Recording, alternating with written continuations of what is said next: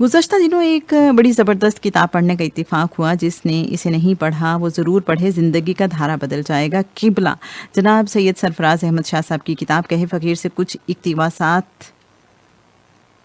बदकिस्मती से जब हम लोग अल्लाह से दुआएं मांगते हैं तो इसमें उमूमन सिवाय दुनिया के कुछ नहीं होता, जबकि अल्लाह से और बहुत सी चीज़ें मांगी जा सकती हैं।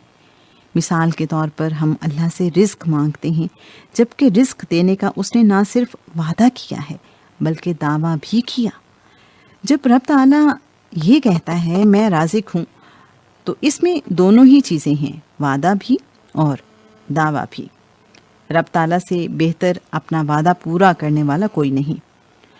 उसने अपनी मेहरबानी को वाज़ेह किया कि वो माँ से 70 गुना से ज़्यादा मेहरबान है, अपनी मखलूक से मोहब्बत करता है, वो अपनी मखलूक की निगहदाश्त करता है, अपनी मखलूक का भला चाहता है।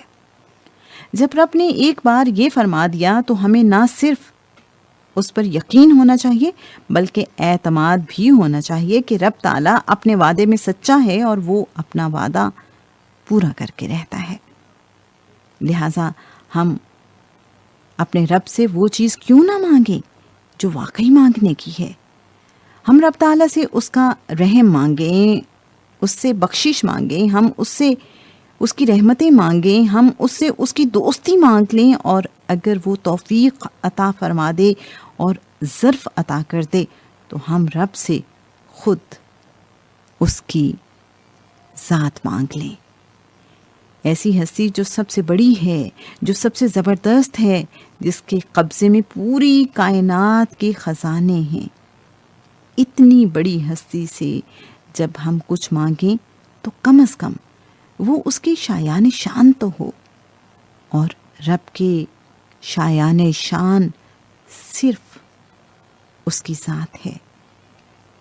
हम अपने रब से अपने रब को मांग लें, हम उससे उसकी ज़ात मांग लें कि या अल्लाह तू अपना आप हमें अता फरमा दे। हमारी बाकी दुआएं खुद ही कबूल हो जाएंगी।